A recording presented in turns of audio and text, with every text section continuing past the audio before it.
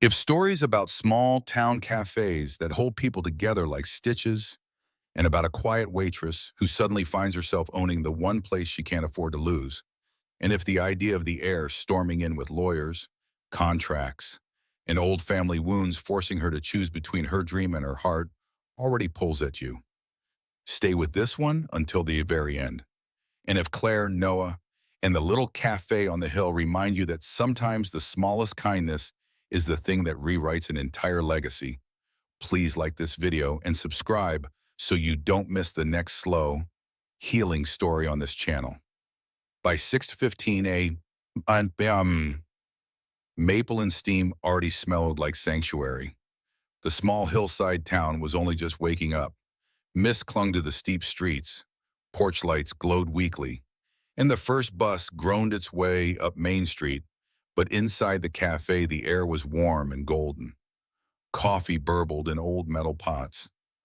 The glass pastry case fogged gently at the corners. A crooked chalkboard by the door announced the day's special in loopy handwriting, pumpkin spice and second chances. Claire Monroe wiped the last smear of glass cleaner from the front window and stepped back, inspecting her work. The reflection that stared back at her was not what 18-year-old Claire had imagined when she'd won a statewide short story contest and told herself she was going to be a writer.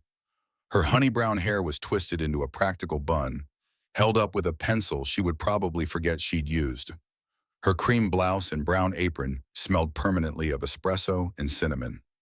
There were faint shadows under her eyes from late nights at the nursing home where her mother slept in a room that wasn't home. She checked the time. 6:28, 2 minutes, she murmured. At 6:30 on the dot, she unlocked the front door. At 6:32, the bell above the door tinkled and the first regular walked in. By 7:05, the cafe would be buzzing with construction workers, teachers, retirees, and the occasional lost tourist who had taken a wrong turn off the highway and ended up in their little town clinging to the Oregon hillside. But between 6:30 and 7:05, Maple and Steam belonged to one person, the old man at table 3. He shuffled in at 6:33 that morning, as predictably as sunrise. Walter Reed, 81 years old, in the same soft gray cardigan he'd worn the day she first started at the cafe 2 years ago. The sleeves were shiny at the elbows. His shoes were polished but old, leather worn thin at the toes. A newsboy cap sat crooked on his wisps of white hair, and a leather notebook bulged in the pocket of his coat. "Morning, Professor," Claire called, already reaching for the almond milk. He winced, then smiled. "I haven't been a professor in 10 years, he said, voice gentle and a little frayed. "Just Walter is fine. Just Walter never graded half this town's English papers," she replied, setting a mug under the steamer. "How's the knee?" "An honest critic," he said. "It tells me the truth every time it rains." He took his usual seat at table 3 by the east-facing window, the one that caught the first light as it poured down Main Street. The table's varnish had worn off at the edges where his hands rested. Claire liked to imagine the wood had learned his fingerprints by now. She brought his drink over without asking. Almond milk latte, low foam, no sugar. He liked the cup warm, so she always held it in her hands for an extra beat before she set it down.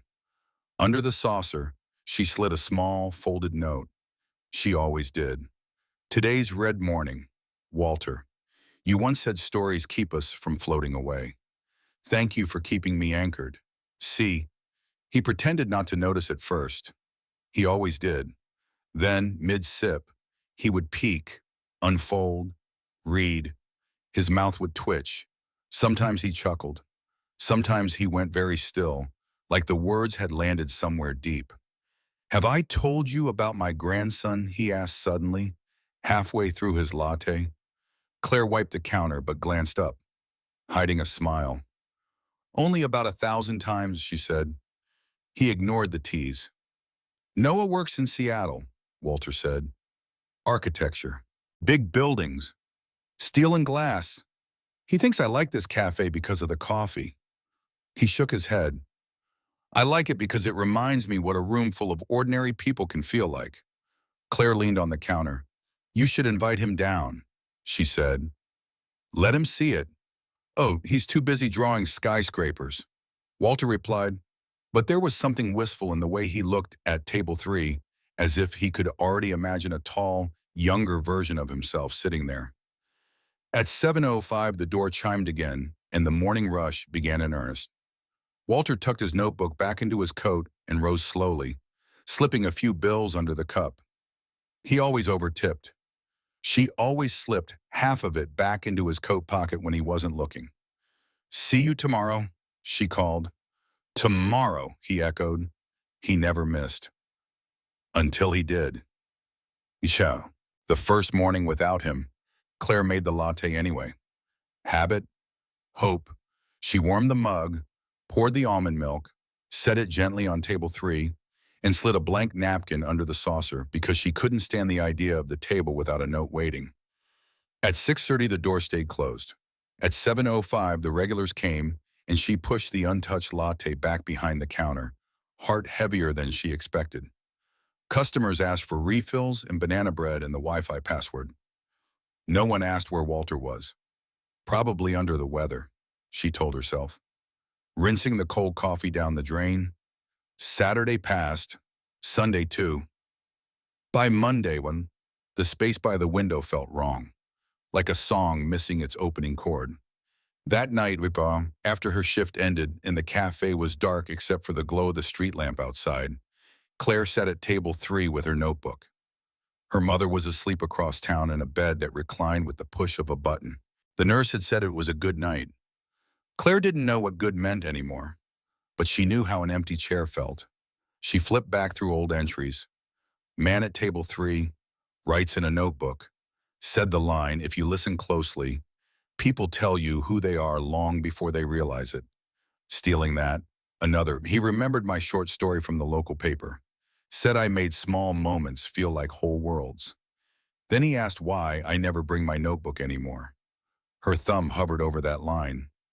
I stopped writing because life got loud, she whispered into the empty cafe.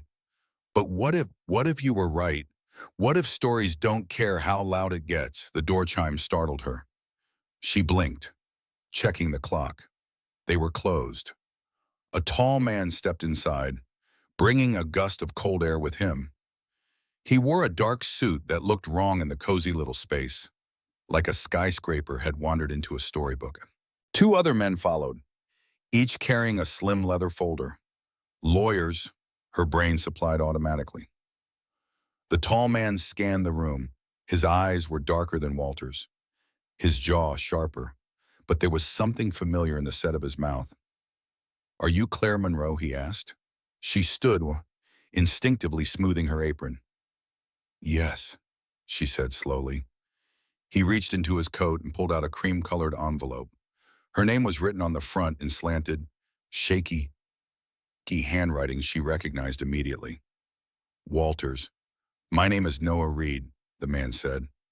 Walter was my grandfather. Was. The floor tilted for a second. He passed away 3 weeks ago, Noah said quietly, as if he'd heard the question before she could ask it. He wanted you to have this. He held out the envelope. Her fingers trembled as she took it. The paper felt too light for something that suddenly weighed so much. She opened it carefully. Inside was a single page, folded in thirds. Ink looped across it in familiar, patient script. Dear Claire, thank you for making an old man feel like more than a relic in the corner. You treated my stories as if they weren't just reruns. You remembered my drink. You left notes when the world felt thin. I have lived a long time on memories, but you gave me new ones. Fresh ones. You reminded me that there is still warmth in the world that has nothing to do with central or heating. I don't have much left that matters, but there is one small building on Main Street that has given me more life than any hospital wing or retirement condo ever could. I bought Maple and Steam quietly a few years back because I couldn't stand the thought of it turning into another chain. I want you to have it, not as a burden, as a beginning. The lawyers will explain the rest. There is a condition or two. I was a professor, after all, but the cafe has always been yours in spirit. This just makes it official. Thank you for table 3. With stubborn affection, Walter. Claire read the letter twice. By the third time, the words blurred. I'm just a waitress, she whispered, looking up. I bring it to coffee. That's all. One of the lawyers cleared his throat and opened his folder. 2 months ago, Mr. Reed finalized a legal transfer of this property, he said. Upon his passing, Maple and Steam, including its assets and liabilities, are to be transferred to you, Ms. Monroe, under a conditional trust. What she asked. It means you're inheriting a cafe, Noah said, voice dry, and a pile of problems. He walked slowly around the room, fingertips grazing the backs of chairs, the scarred wooden counter, the old espresso machine that coughed if you looked at it wrong. This place has been operating at a loss for years, he said. Mortgage, maintenance, taxes. My grandfather covered the gaps with his savings. There's not much left now. The words felt like a cold draft under the door. So it's a gift and a debt, Claire said. You can refuse, the lawyer said quickly. If you decline, the property reverts to the Reed estate. It will likely be sold. Sold, the word echoed. She pictured Maple and Steam's windows dark, the chalkboard gone, the smell of coffee replaced by whatever smell office buildings had. She thought of her mother, her hands reaching out in confused panic whenever someone changed the furniture in her room. Losing this place would feel like pulling the rug out from under her own life. What are the conditions, she asked, forcing her voice to steady. The other lawyer stepped forward. Mr. Reed requested 2, he said. 1, that Maple and Steam remain a cafe open to the public for at least 1 year following transfer. No quick sale, no conversion to condos. 2, that a portion of the space be dedicated as a community reading room, free for anyone who needs a quiet corner. Claire exhaled. Of course he did. Financially, it's risky, Noah said. You'd be taking on debt, a leaky roof, and a coffee machine that's flirting with death. He spoke like a man who had spent his life examining blueprints for cracks. And if she succeeds, one of the lawyers asked, if Maple and Steam breaks even within that year. The other replied, full ownership moves into an irrevocable trust with Miss Monroe as primary trustee. The Reed estate steps back completely. In other words, after 12 months of not drowning, the cafe would be hers, truly hers. She looked around at the mismatched chairs, the faded mural on the back wall, the way the morning light always pulled at table 3 like it was searching for Walter. Her chest hurt. I can't afford to take this on, she said. But you can't afford to lose it, Noah said quietly. Their eyes met. For a moment, she saw past the suit, past the hardened jaw, to something else. Something tired, familiar. A man who had also lost something he couldn't name. She folded the letter carefully and slid it back into the envelope. I'll keep it, she said. A shadow flickered across his face. Not disappointment. Not exactly. More like the bracing of someone who knew what the next 12 months were going to ask of them. For the record, he said, I argued with him about this. About leaving it to me, she asked. Stung. About putting the burden on anyone, he replied. He could have sold, moved into a nicer place, hired better nurses. He chose this. He gestured around them. He chose you. Claire thought of the notes under the saucer, of the way he'd listened to her, really listened. When she'd mentioned the story contest she'd won in high school, he had seen something in her long after she had stopped seeing it herself. Why did you come, she asked softly. You sent lawyers. You didn't have to deliver the letter. For the first time, his composure cracked slightly, because for years I blamed this town and this cafe for taking him away from us. He said, I thought it was his escape, his excuse. I wanted to see what he chose over family. He looked at table 3 again, and now she asked. He didn't answer. Not yet. Owning a cafe turned out to be less about latte art and more about plumbing. In the weeks that followed, Claire discovered exactly how many ways a building could demand attention. The espresso machine sputtered more than usual. The roof leaked in 3 places when it rained. The back door stuck so badly she had to throw her shoulder against it to take the trash out.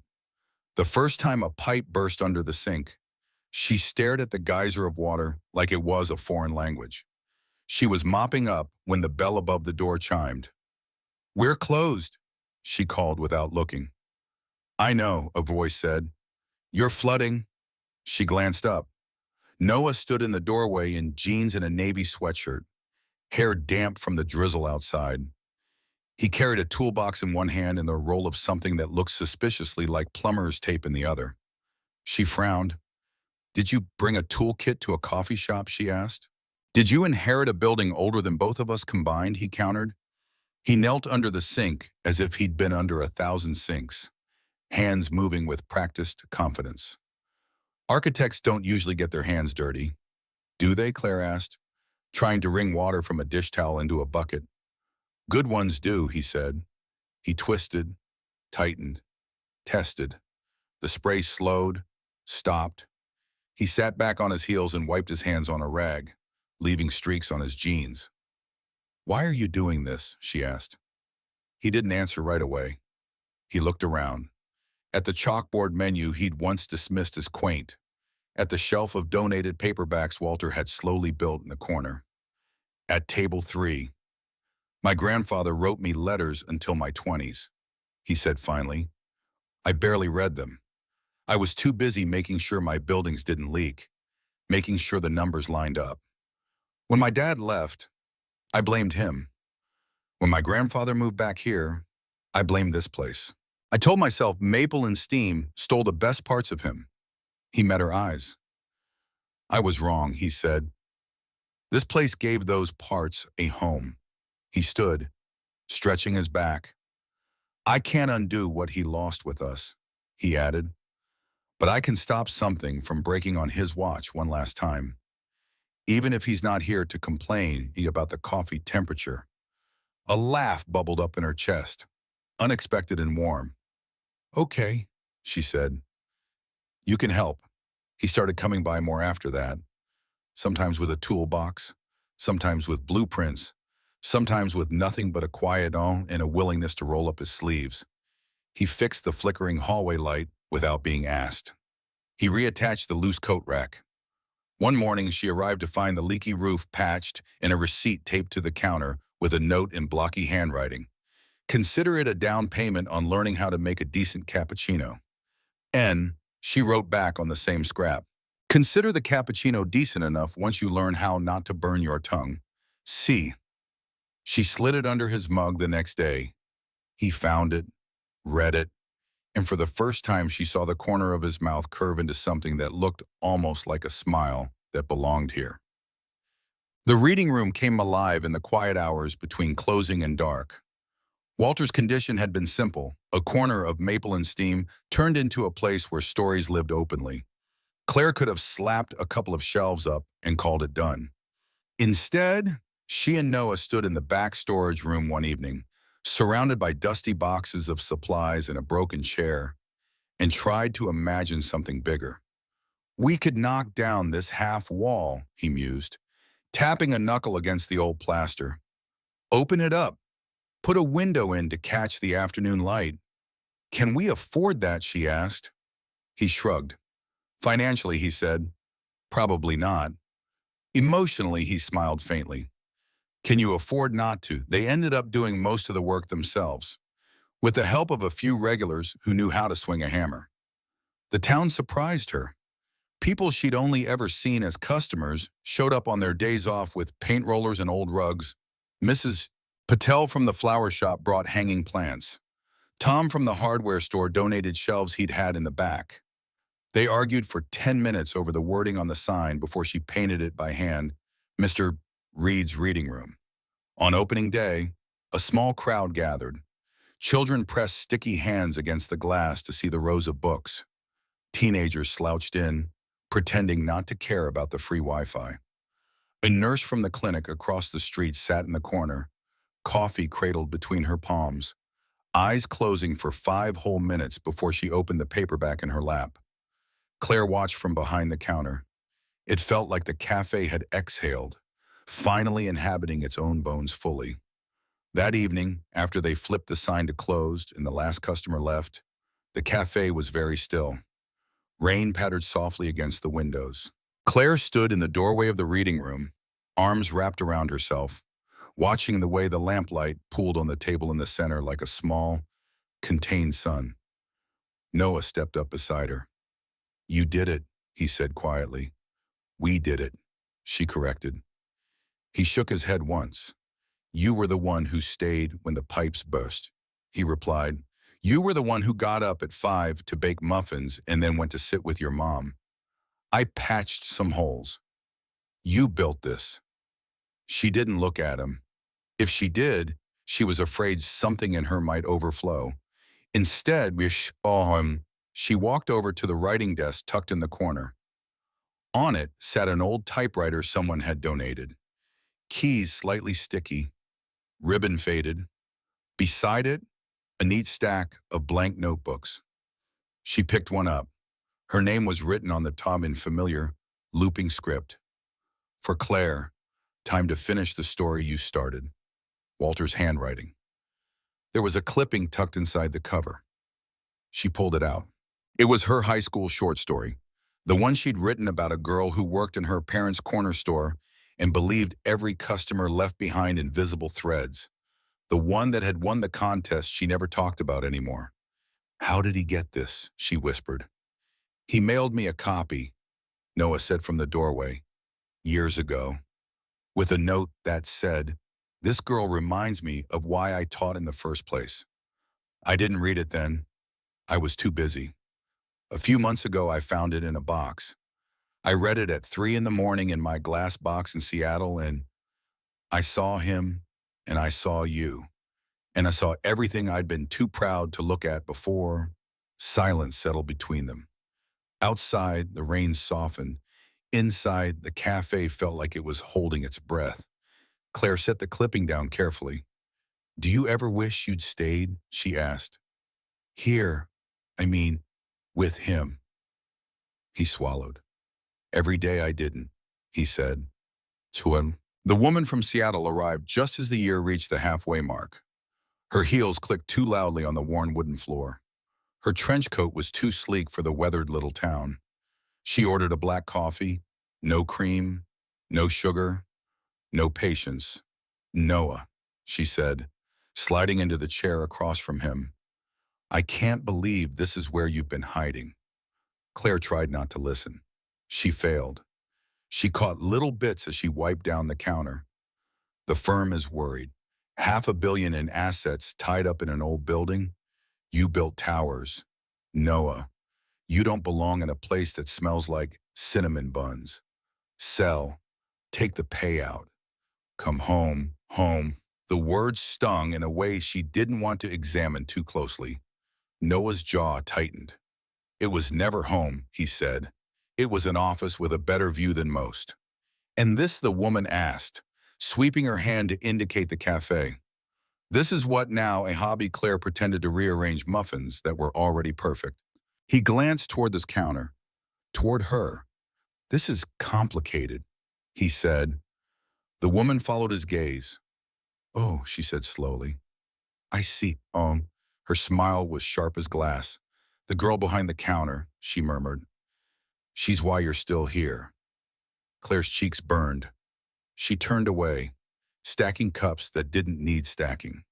By the time she found the courage to look back, the conversation had shifted.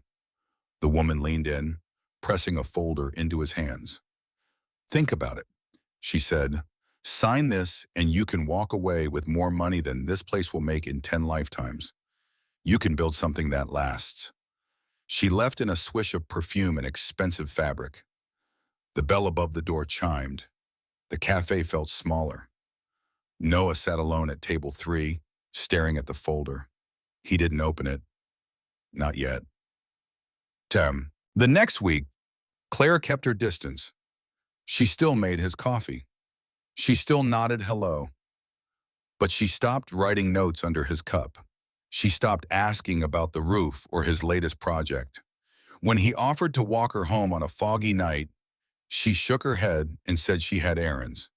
He watched her disappear into the mist with a knot in his chest he couldn't untie. At his grandfather's house on Willow Street, dust motes floated in the afternoon light. The old armchair sat empty.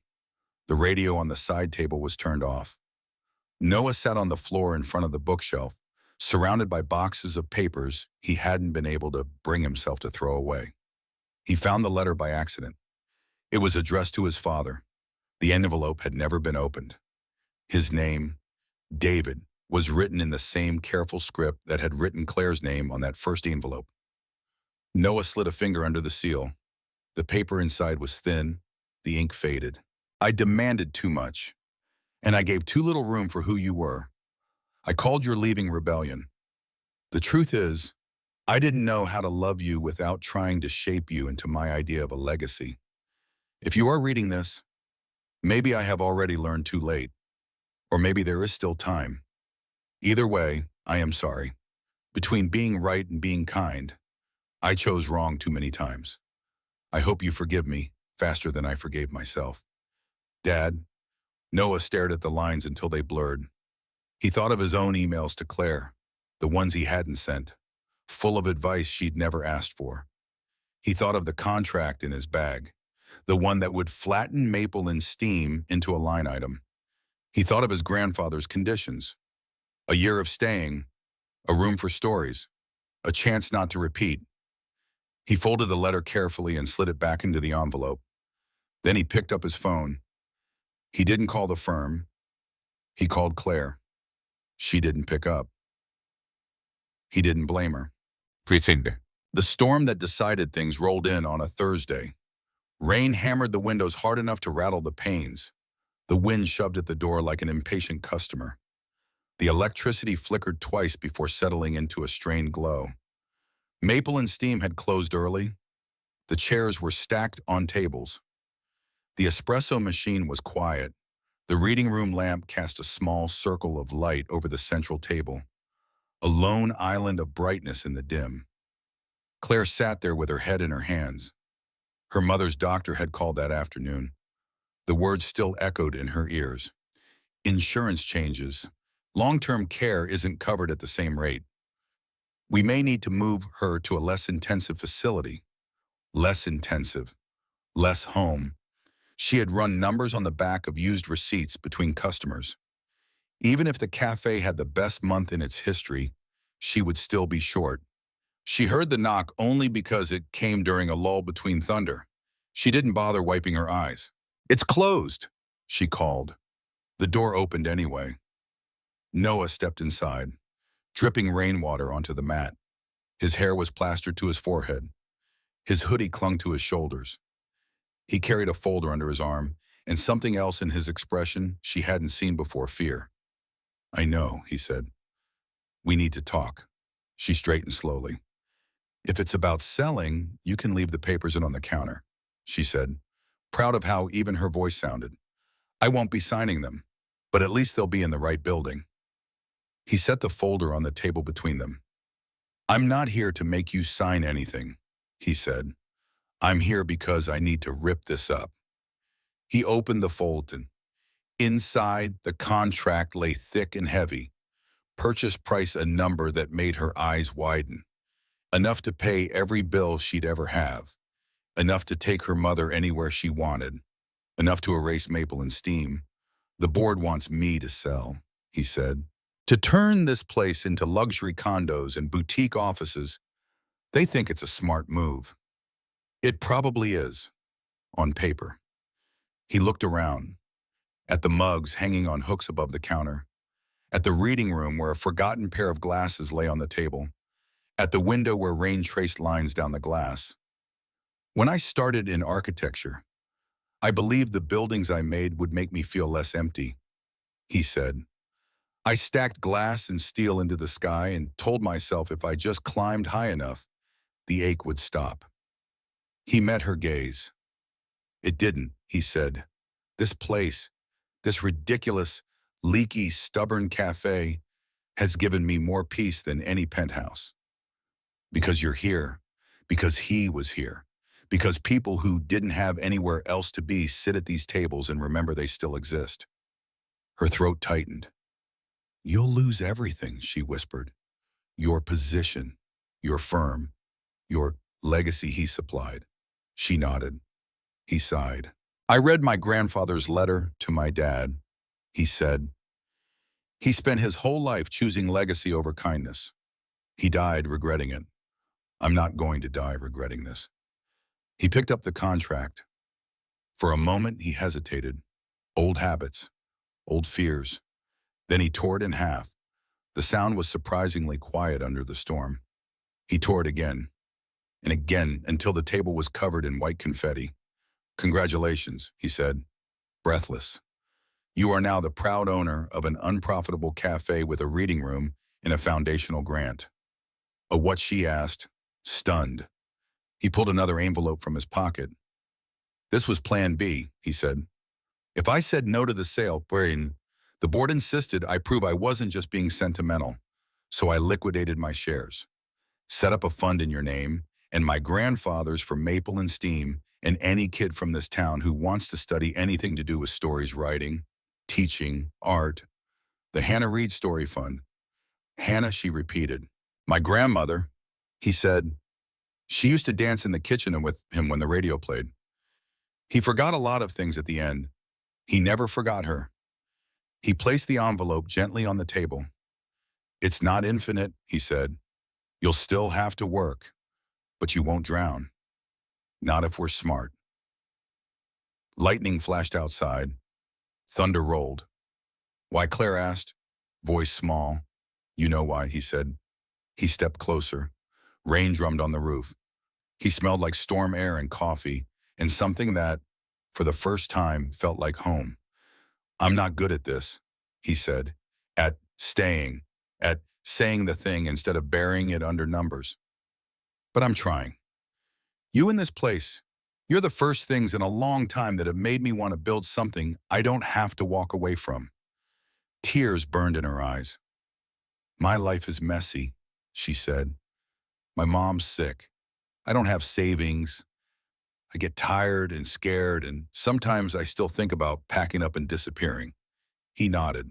My life was expensive, he said. Loud, full of people who wanted something from me.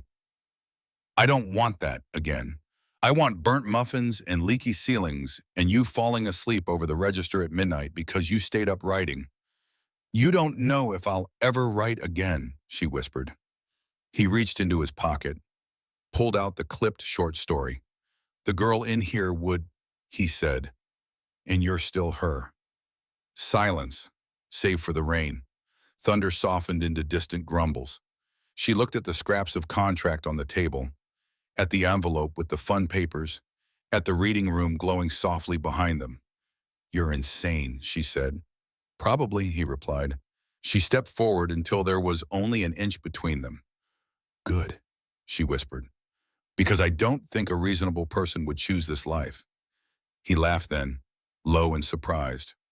Outside, the storm broke. Inside, it felt like something else had too, in the best way. A year later, Maple and Steam celebrated its 15th anniversary. The town turned out like it was a holiday. Children ran around the reading room, sticky with frosting from cupcakes topped with tiny sugar books. High schoolers lounged in corners pretending not to care about the open mic, but secretly clutching poems in their pockets. The nurse from the clinic read aloud from her first attempt at a short story and cried halfway through. Everyone clapped anyway. Claire stood behind the counter in a navy dress and an apron, her hair down for once, curls brushing her shoulders. There was flour on her cheek, ink on her fingers. A framed page hung on the wall beside the chalkboard menu. At the top, in a new, sure typeface, The Man at Table 3 by Claire Monroe. She'd written it in the reading room late at night, with the typewriter's keys clacking softly under her hands, and Noah asleep in a chair nearby, one arm thrown over his face, an open book rising and falling on his chest. The story had won a small regional prize. She hadn't entered it for the prize. She'd entered it because Walter had told her once that stories were just letters we wrote to the people we missed. This one was for him. Her mother sat at table 3 now, wheelchair positioned so she could see the door. The new medication regimen hadn't given her all her memories back, but it had given her better days. Today was one of them. She clapped along with the music, humming off key. "Proud of you, baby," she said when Claire passed by with a fresh pot of coffee. Claire smiled, throat tight. "Couldn't have done it without your terrible taste in romance novels," she said. Her mother laughed. From the doorway of the reading room, Noah watched them, arms folded lightly, a soft grin on his face. His life in Seattle felt like something that had happened to someone else. He still designed buildings, but they were smaller now. Schools, community centers, places where stories would live. He traded corner offices for a desk in the back of the cafe, plans spread out between coffee rings and crumbs. He wouldn't have gone back for anything. At some point during the afternoons, a little girl in a yellow raincoat, Lisa, from the flower shop tugged on his sleeve. "Mr. Noah," she said, "can you show me how to make the bird again?" The paper one, he sat with her at the reading room table, folding a square of scrap paper. "Corner to corner," he said, "like you're making a tiny mountain." She mimicked him, tongue sticking out in concentration. Claire watched from behind the counter, a warmth pooling in her chest that had nothing to do with the coffee.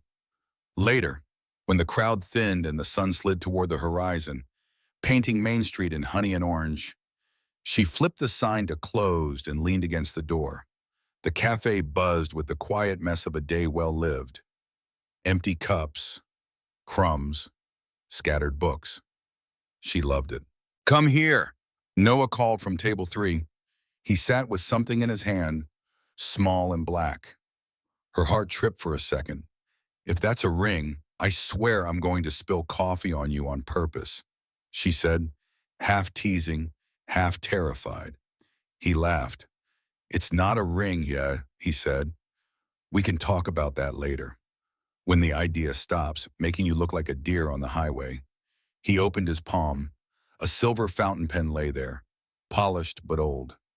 "I found this in his desk," he said. "Your ink." His pen. Felt right. She took it, thumb brushing the engraved initials on the Monroe. "W.R. He'd like that we share," she whispered. "He'd like that you're writing," Noah said, "and that I finally shut up long enough to listen." She uncapped the pen, the weight of it sitting perfectly between her fingers. "What if I run out of words?" she asked. He shrugged. "Then we'll brew another pot," he said. "And wait." She smiled, sitting down across from him. He reached across the table, lacing their fingers together. Outside, the town's streetlights blinked on one by one. Inside, maple and steam glowed. It wasn't perfect. The roof still leaked once in a while. The espresso machine still had opinions. Her mother still had bad days. He still woke some nights thinking about contracts he'd torn up. They were both still learning how to stay. But every morning, Claire unlocked the door at 6:30, and every morning, at 6:33, she poured an almond milk latte, warmed the cup in her hands, and set it on table 3. The seat was often taken now by a teenager studying, by a nurse on her break, by a little girl folding origami. The drink was always ordered by someone new. The note under the saucer always said something different, but it always ended the same way. "Thank you for being here." If this story brought you even a little warmth, if it reminded you that small cafes, old men at corner tables, and quiet women with notebooks can change the shape of a life, please like this video so more people can find it. And if you want more slow, cinematic, healing stories about second chances, found families, and the quiet courage it takes to stay, don't forget to subscribe. Thank you for listening. And until next time, be gentle with the people who sit alone at table 3. They might be keeping the whole room from floating away.